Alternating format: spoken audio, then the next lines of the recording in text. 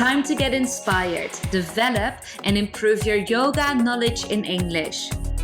You're listening to Your Yoga in English, a podcast for non-native English-speaking yogis and yoga teachers that want to practice or teach yoga worldwide. My name is Annie, the founder of Enga Unite, and here to guide you on your way to become the confident, effective, and knowledgeable English-speaking yogi you want to be. Hello! Hello. How are you today? Ali is a yoga teacher with many years of experience.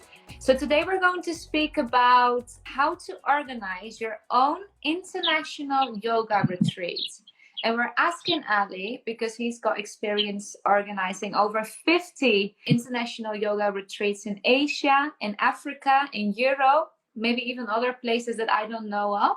But we're going to hear all about it. So, tell us a little bit about yourself. I introduced you a tiny bit, but who are you really? What do we need to know about you? What do you need to know about me? You don't need to know anything, but what I can tell you is I've been a yoga teacher for going on 9 years now. I live in Egypt. I move around quite a bit right now. I'm up by the coast. It's my favorite place to be. And I've organized retreats for the last 7 years. This is our subject today, and it's one I'd love to speak about. Maybe my audience will find it a little strange, given they're the ones who come on board. And today we're speaking to other teachers, right, who are looking to create programs themselves. But it might also be fun for them to find out how you actually organize it and what work goes into it. Yes, perhaps. Let's find out. Amazing. So that's right. We're going to speak about how to organize your own international retreats. But for the people that are here, most of them are English learners. And so we would like to know from you as well, what is your experience with learning English or maybe learning other languages, because you speak more than just English? And yeah, so I'm trilingual. I Arabic is my mother tongue. Not to say it's my strongest language, my most fluent language. I would say English is my strongest language. And I went to a French school briefly until we realized the structure was not compatible with that of my personality. English is a foreign language technically. It's the one I'm most comfortable speaking, communicating in, expressing myself in, and that applies to teaching as well. I've tried to teach in Arabic quite a bit. It just doesn't come as fluidly. It becomes a bit too mechanical, too mind-centric in the way it unfolds. So I appreciate how difficult it is to teach in a language that isn't your primary or most comfortable one. Exactly. I think what you do is great. Oh, thank you. Thank you. Right. And we speak about this on the podcast and in the live interviews a lot, that we study or reduce things in one thing. And even though we are fluent in other languages, it doesn't always mean that you then also can teach in that language. No, I've read something about how, the way we think, the way our mind operates in one language can be very different than the way our own mind operates and unfolds when speaking a different language. And so yes, it takes a lot of practice and science too. I'm sure helps a lot. Mm-hmm. Exactly. All right. So that's great to know. That's great to know. You have been learning English at some point in your life. But today, still learning. Speaking about retreats and how to organize them. So before we dive into the logistics and what to take into account, what actually is a retreat? So for me, a retreat is an opportunity, are wonderful, but sometimes it takes just as much time to get to and from a class as the class itself here in Egypt, in Cairo in particular. So when we go away on a retreat, it's an opportunity to deep dive into the work, this work of getting to know yourself, of growing more conscious, of inquiring after your physical body, your emotional baggage, and understanding how the mind works. So a retreat is an opportunity to go to an environment that is really a stage, right? It's set up for the practice. And just to dive deeply into the work, it's an opportunity to take a yoga class and then not go to work, and take a yoga class and then not go back to being mommy, being daddy. Not that there's anything wrong with being mommy or daddy, but we want to explore what's beyond the bounds of our conditioning, right? The personality as we know it. What's beyond that? So a meditation practice certainly serves that end. But to spend 6 days, 7 days, even a weekend in a location where this work, and whatever your intention is, that's what defines the direction of the work. But this work becomes the focus, the first, the last, and the way, is just so beneficial. I find it deeply satisfying to see the journey and the after effects of the work we do for students, for clients, and the feedback confirms that it's just such a fruitful opportunity to go to a controlled environment, focus on the work, get to be not the person you usually are, right? And we get a taste of this when we go on vacation. You land in a new. So for me, that's what a retreat is. It's an opportunity to do the work in an environment that supports it completely. Mm-hmm. And let's speak about some examples of retreats and maybe what their benefits are, because you already mentioned you can go for 6 days or for a week or for 2 days, a weekend. What types of retreats could we think of? It's a good question, because I'm seeing today online retreats, right? Retreats where you join a group for a live session, you break out into rooms and do activities and come back. Of course, that's not what we're talking about, but the point is there are many different types of retreats. So retreats can be short or long. They can be local or international. They can be simple in what they offer, or offer a full and comprehensive itinerary. So there are so many different kinds of retreats. And I wouldn't say that there's one that's better than all the rest. Sometimes it's nice to just get away for the day, somewhere 20 minutes from the city, and just get a refresher on the work, or take a break from the busyness of your day-to-day life.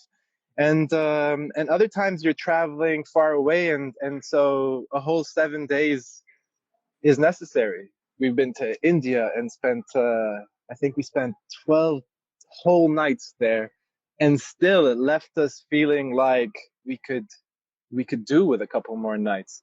So many different kinds of retreats, and I think it all comes back to what the intention is, how far is the location we're going to, and what's the work we're undertaking. If you're more appropriate, a week would certainly help you get the reins of the work a lot better. So it really depends, but many different kinds of retreats. Exactly. I see many different retreats that have very specific outcomes, or very specific, not even goals, but things that they focus on. Like, for example, a retreat to find back your inner child, or a retreat to only for women, a retreat only for men as well. Could you come up with some examples as such? Yeah, I think it comes back to what your focus, the focus of your work as a teacher, an instructor is. So I've taught programs that were breath specific. I call that the wonder of breath. I can't remember. It's been quite a while. There are retreats that are solely focused on meditation, or retreats, yin yoga retreats, where you really explore the physical, mental, emotional aspects of letting go, allowing. And it's really up to you. I mean, one could come up with a retreat that is meant to help you overcome your fears, and so you do your yoga, you do your meditation, and then maybe at some point you dive out of a plane. And that's the beauty of a retreat. It's for you as a teacher facilitator to curate. And there are no rules, there are no bounds. It's just a matter of planning and execution. Exactly. So then we've got some ideas. We know maybe about the length of the retreat. How do we organize this? Because there's a lot of different factors that we have to bear in mind. There's a lot of time that actually goes into the planning and into the organization. Where do you start? Number one, what is your intention? What are you hoping to achieve, teach, deliver, share? Start with that. Get clear on that. And then the next thing is understand your audience, your tribe. More than likely, the people who will come on retreat are those who attend your regular schedule of classes, whether that's at the studio or online. There will be other people who join, but if you focus on your audience and you come up with some sort of feedback mechanism, you can get a sense of what their preferences are. What kind of food do they want to eat or maybe need to eat? What's their budget? That's a tricky one, but still you can get a sense. Do they want to travel near or far? What time of the year is better for them? If they're school teachers, it'll need to coincide with a public holiday, a school holiday. If they're moms, more than likely, they'll be saving those dates for family time. So get to know your audience and define your budget. And I don't mean define, I mean broadly understand what the price range of your offering will be. And then the next step is choose a destination. Choose a destination and investigate the flights. Did you have a question? I've got one quick question about that. Please. Because you spoke about the budget, and I think that's a really good thing. Is this the budget that you have to organize, or the budget that the people have that will come on your retreat? It's both, but you could take either a bottom-up or top-down approach. But if we're speaking about getting the feedback of your audience, you want to get a sense of what they're ready to spend on a retreat or what is appropriate for a retreat. And now we're talking about the price tag. And then you can work backwards. You can start to find accommodation that will fit into those guidelines, that budget. You can start to allocate activities, meals that still keep it under that budget. So you can work either way, bottom up or top down. But if we're talking about understanding your tribe, your audience, then we're talking about the final price, right? Yeah, exactly. Good, and we'll come back to budget in a moment. Okay. But generally, I was too fast. Budget you're working with. Exactly. All right. So then you said number 2. Number 3, choose a destination and look into the flights. If it's an international retreat, don't just go based on the availability of the accommodation. You want to make sure that flights arrive to coincide with your dates. Make sure you're clear on the dates of the flight, because there's nothing worse than booking a flight at midnight on X day and showing up realizing you're late. Consider the travel time, when they'll get in, how long it'll take to get to the hotel, and then book your dates accordingly, or start to investigate your accommodation options accordingly.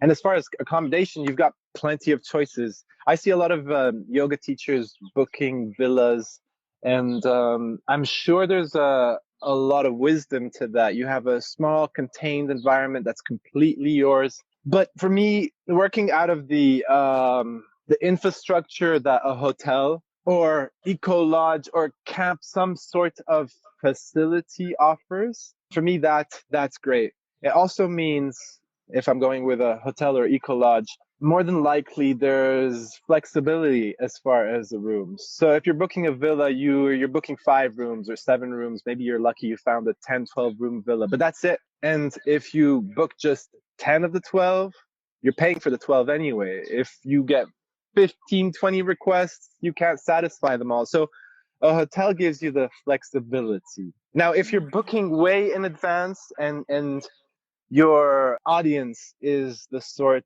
that is forward-oriented, plans ahead, then maybe you don't have that issue. Maybe you don't need to be too concerned about the availability of extra rooms. Catering to Egypt and the Arab world, and we like to leave things late, so it's nice to have a couple of extra rooms left over. So beyond that, you want to consider where you're going to practice, right? I mean, that's the core. That's the why people are turning up. They're turning up for the practice. So do you have a space that checks all the boxes? So is it shaded if you're practicing in the morning? Is it outdoors given COVID? Is it quiet? Is there a generator that turns on every other hour? And if that's the case, then maybe ask them to make an exception, turn it off, or maybe book your class for that hour where it's quiet. Consider the practice space. Find out how many rooms are available to you, what the cancellation policy is. Figure out the bedding, because you might have 10 rooms that have twin beds, and that means your true capacity is 20 people, or there are 10 rooms with king beds, and then you're in a position where you can only book couples or very close friends. So ask about the bedding, the food, and again, it has to be in line with what your audience requires. If they have dietary restrictions, look at the hotel's COVID protocols. Some hotels are great. They have really high standards and hold to them. Other hotels claim high standards and deliver something else. And then there are those who really haven't addressed COVID at all. So this is something to consider and investigate. And finally, do your due diligence. Look at reviews. Try to get as many perspectives on this property as you can. Find out what it actually feels and looks like, because a hotel can represent themselves one way online, and then you can you arrive and find out they just did a great job decorating that one demo room, lighting it up beautifully, taking some professional photographs, but the reality doesn't match, right? So do your due diligence. Find out how many of the rooms have a nice view, and then that you communicate later, right? You can make it one of the bonuses of booking early, for example, or offer that as a reward to returning customers, your regular students. Yeah, so figure out your accommodation. Exactly. And I would really emphasize the importance of being clear on the cancellation policy and negotiating directly with the facility, because they'll save money, right? If you're not going through booking.com or some online travel agency, and they'll probably pass that on to you, or at least a portion to you. Exactly. I've got one last question about location and accommodation. Please. Because when we go to a certain place and we might not actually have been there before, how do you find these locations? Because there's a lot online, there's a lot of different hotels. Are there websites or apps or maybe resources that can tell you more about yogic locations or yogic accommodation, really, in these type of locations? That's a great question. So I would recommend, if you're new to this, and maybe even if you've been doing it for a while, stick to locations you've been to. Book properties you've visited whilst on vacation. But if that's not the case, if you've not been there before, there are still ways to find the right hotel, to figure out what you'll do. And one of them is to get in touch with the hotel. Don't just do it via, some agencies.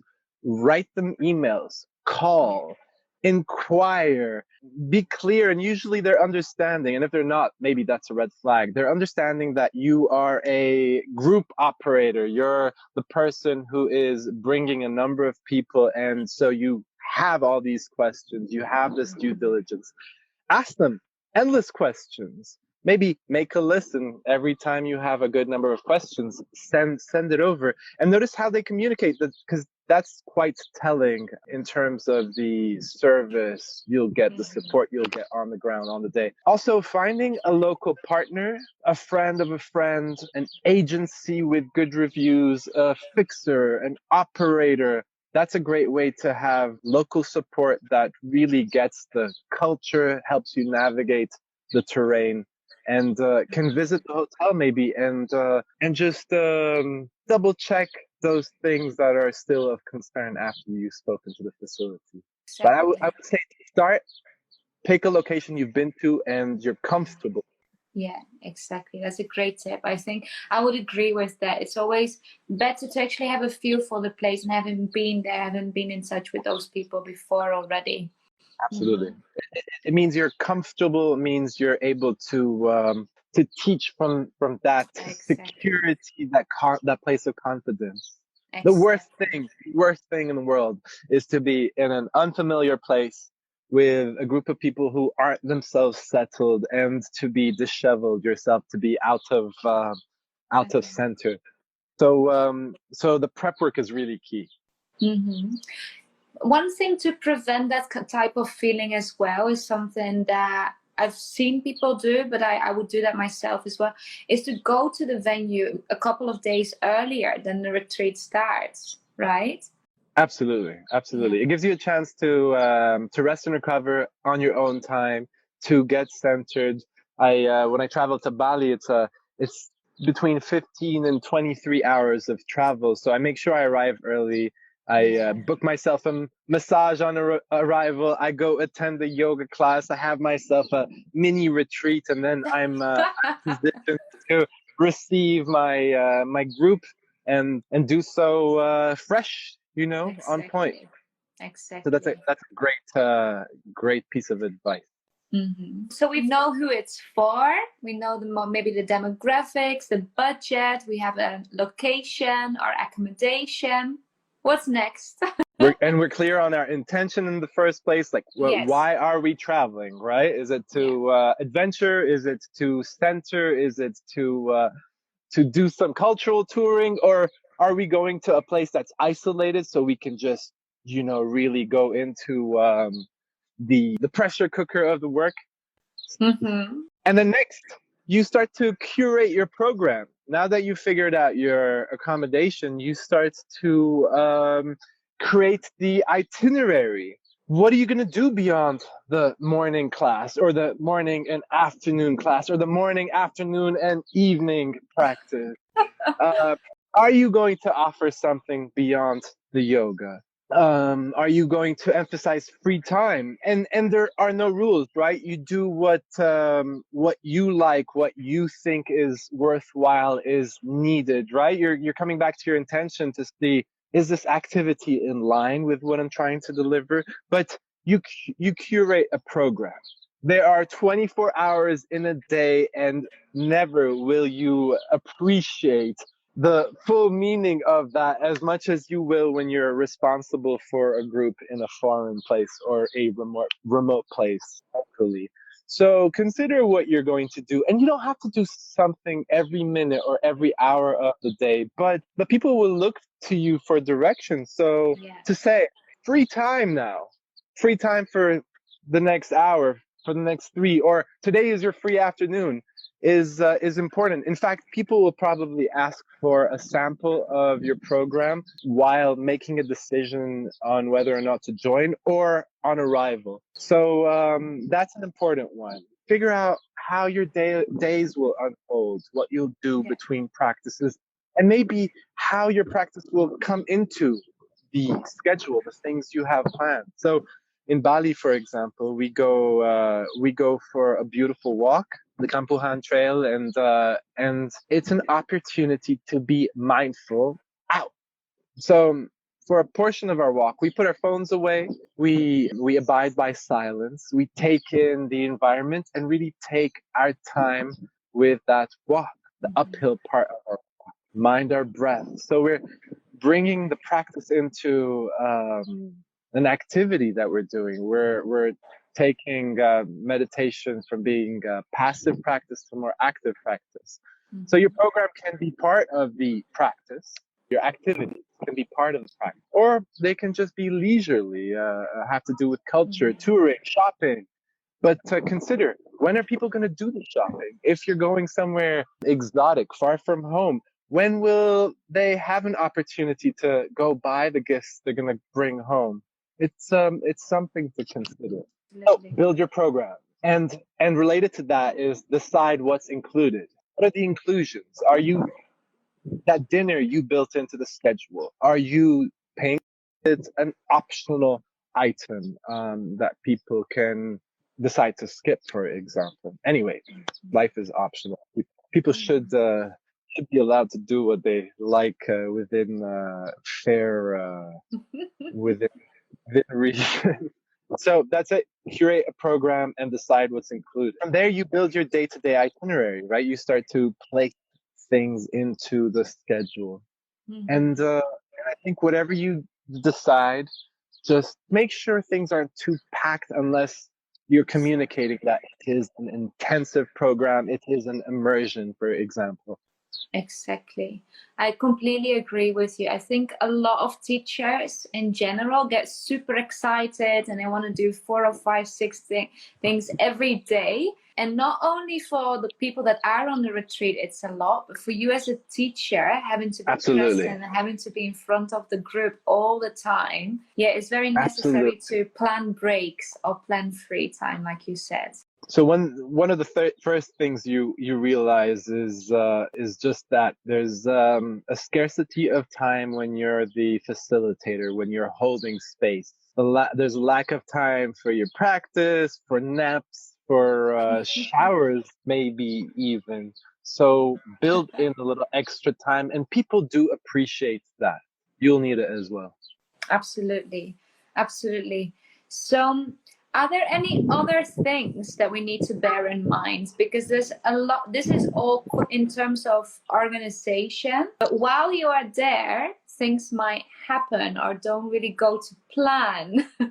I think that's the rule of leading retreats, unless you've done this retreat a half dozen times at that location, you're familiar with the staff and the activities you're doing. But that's to be expect the unexpected. I did have a few more items on my list, and the next one is budget.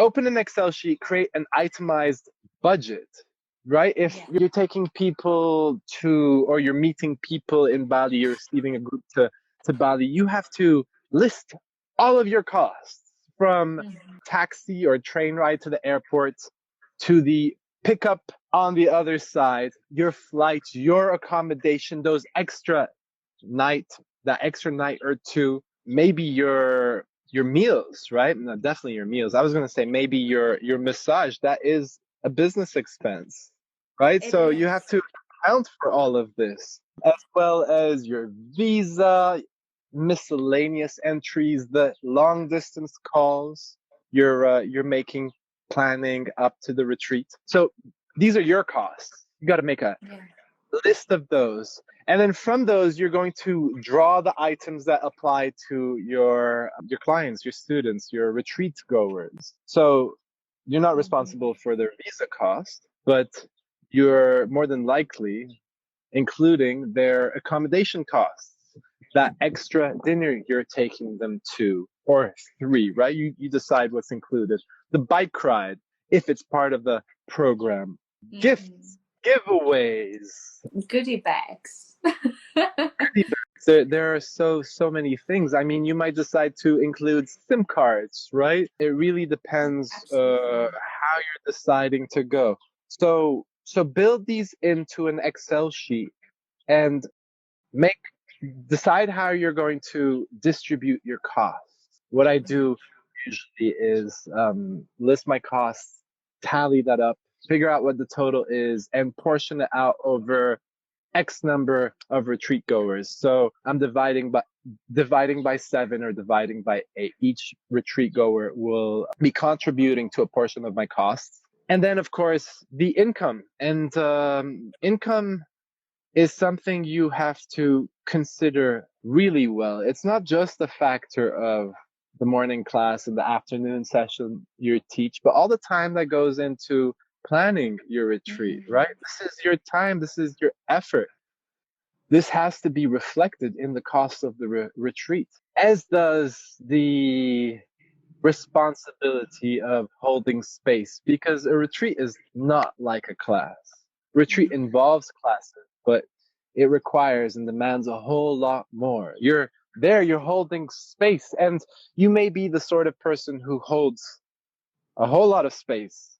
Your program is includes a number of sessions and group activities. So that's one way to go. The other way is to just organize a morning class and evening class and be clear on the fact that midday you're free to do what you like. I'll be hanging out on the by the pool, for example. But if you really are spending time holding space, making sure people are getting the benefit of what it is you're delivering, then make sure you value the time it takes, the effort it takes, and build that into the budgets too. So that's budget. And I mean, we could do a whole talk with some screen sharing of an Excel sheet on budget, but I would just say, thinking that. list everything out, be conservative. It's better to over budget than under budget. If you come out with a surplus, no big deal. But if you come out under and multiply that by the number of retreat goers, it's awful. It's awful to spend all this time planning, go away, teach, hold space, and then come home and find you paid to work all those hours. So be conservative, I would say. Yeah, absolutely. These are really, really, really great advices. And like you said, now that you're speaking about the budget, I'm thinking this is a presentation. This could be a training in itself. I think the same goes for marketing and promoting it and how to design your flyers or maybe send out the emails. These are completely different chats. I do want to ask you about safety and maybe cancellation policies, or people that maybe need to get insurances because they go abroad. How do you go about this? Things happen. And COVID has been a real life demonstration for all of us that things happen.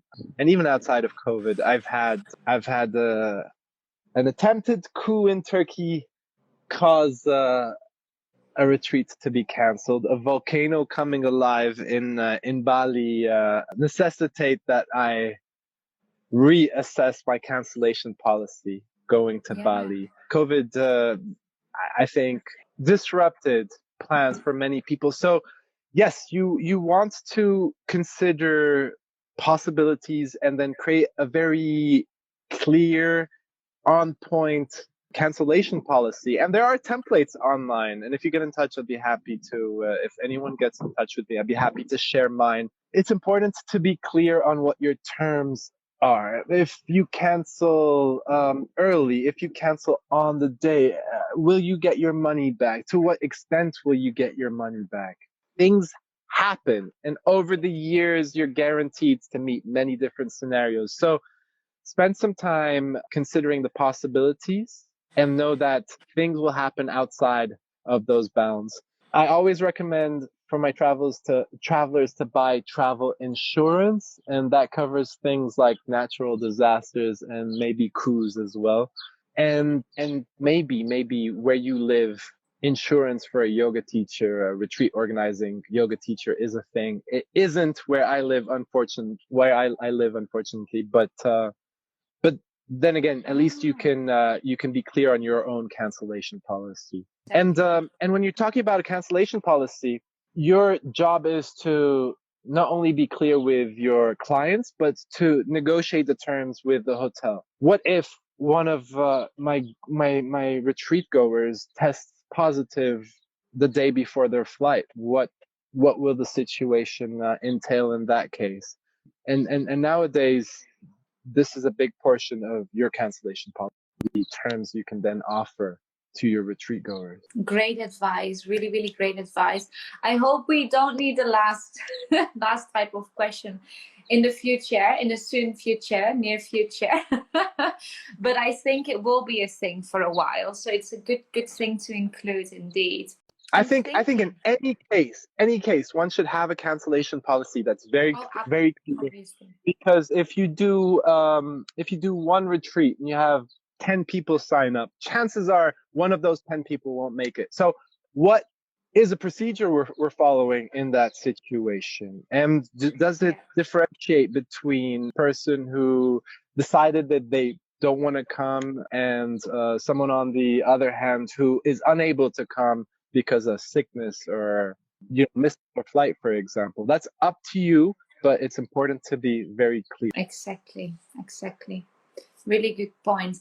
I would say after you create your program, just go back and look over the itinerary and see where you can bring more value. And value doesn't necessarily have to be paid for. It doesn't have to be material. Value can be material. It can be, the airport pickup you provide. And that's a great way to make your retreat goers feel like they're taken care of. Include airport pickup. Why not? Drop off. If it's in your budget, it costs you nothing, right? But it's a service that just makes people comfortable. There's someone there, your name waiting for you at the airport. How lovely. I don't have to worry about, having the right currency, speaking the right language, differentiating between the legit taxi from the scam service. So a person there with my name, that adds a lot of value. Value can also be in terms of where you stop to take a break on your way to that faraway site temple excursion you're going on.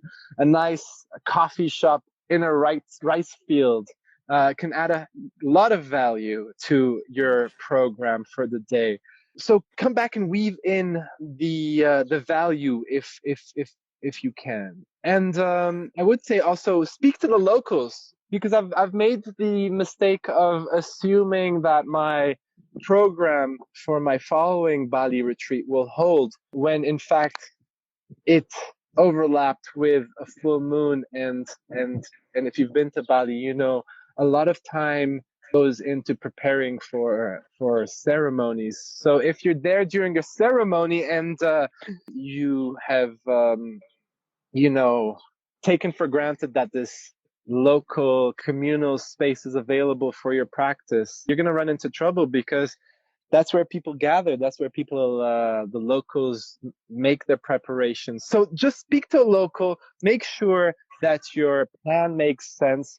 Not just that, it's not just a matter of conflicts, but also opportunities. I mean, rather than scheduling a yoga class in the space that is unavailable because of the ceremony, maybe you can take your group, meet the locals, get to know a little bit about their culture, understand why they're celebrating the full moon. And more than likely, that ties into your practice or something you've been discussing. So speak to the locals after you've planned it all and just make sure it makes sense. Make sure you're not missing an opportunity or headed towards a conflict.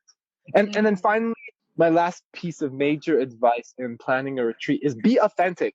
Sometimes we try too hard. Sometimes we try too hard to be something we are not. Remember that people sign up to come with you. God knows there are so many yoga retreats, and maybe a portion of those who end up coming, we're drawn by that date or the location. But people show up for you. It's a big part of the consideration. So be authentic. Don't stretch yourself too thin. Don't try to teach something you've not offered before. Absolutely. Yeah, be true to you, and that in itself has a lot of value. And then I had a couple of miscellaneous things. Consider the culture of the people who are coming with you, your audience, the culture of the locals you'll be visiting. Are you dressed appropriately to walk through the market, to visit that temple? Are there things you should know, like don't show teeth to the monkeys? That's something you'll learn from speaking to the locals. I mentioned negotiating directly with the hotel, valuing your effort and time, finding local fixers or partners. Sometimes getting in touch with a local studio adds so much value, and for you personally, security, because you get some advice or you're offered passes to their studio, and it just adds a whole lot of value and stability to your schedule. Consider collaborations with local teachers, local for you or local over there. And yeah, we talked about safeguards and cancellation policy. So we've covered everything on my list. Well, yes, I asked all the questions that I had for you. I really like the advice you gave at the end to really stay authentic and to teach what you know. This is something that we always speak about when you teach in general, when you teach a class, or when you want to organize a workshop. But there's so often times that teachers put so much pressure on themselves because they think they need to do something specifically, or they need to be a certain person to be seen as a good yoga teacher. So yes, absolutely. It's one of the things I found consumed most of my energy. Trying to, I'm a people pleaser, unfortunately, by nature. I'll take that unfortunately back, but it is both my my gift and my challenge. So on retreat, I have a sense that I am not the center of attention, but that there is attention on me at times where I just want to be by the pool or just want to eat what I want to eat. And I've learned to be myself, to be forthcoming and transparent, to recognize that this just it requires less effort, right? To be you is effortless. And the opposite of that, you know, not to eat the food you like to eat because you want to be perceived as more vegetarian or conscientious than you are is not going to hold for long. So just be you. It's a load off. It makes your audience comfortable in their own skin as well. And it's the best way to save your energy when you're on retreat. And that you'll find is a priority. Great. Yeah, I completely agree. And actually got some flashbacks of times where I've seen teachers or maybe been in a position myself that maybe, you know, this it's just better to be yourself. And like you said, Absolutely. save your energy. You need it. You really need it on retreats. And it makes people comfortable when you Absolutely. are yourself. It allows people to let their guard down and so to be themselves. Exactly. Amazing. Do you have anything else that you would like to add? Yeah, the topic of today's conversation was how to organize an international retreat. But I would say start local. Start somewhere close to home. There's a safety and ease that comes with knowing that you're just an hour from your city, your home turf. And it also translates to your clients, your students. I mean, you may have an international base, an online following across different countries, but if they're concentrated in a location, for them it's a lot easier to mentally easier, emotionally easier to sign up for that retreat that is just 45 minutes or an hour and a half from home versus 19 hours flight away and in a completely different geographic, cultural, linguistic setting. Yeah. So start local, start simple, start with a shorter time frame. Do that a couple of times. And then look to an international retreat that's a little longer. Great. That would be my advice. There's things that we could add to this. Like we said, there's a whole marketing aspect, there's a whole budget aspect, and those really are two different chats as well. But for now, I really, really, really want to thank you for your time and for sharing your expertise and all your knowledge and your experience doing this, because I think for the teachers in our community and everyone that's been watching today, it's really, really, really useful to have this knowledge and to get an idea from where to really start. For many teachers, it's something that they want to do, but how to really get your head around it could be an obstacle. Annie, that's okay. I was saying it's been my pleasure, and I'd just like to add that, you know, teach what you're comfortable with in a place you're familiar with, and just start. There's no such thing as perfection. We and our practice and our offerings are a work in progress, and sometimes you just need to begin. Exactly.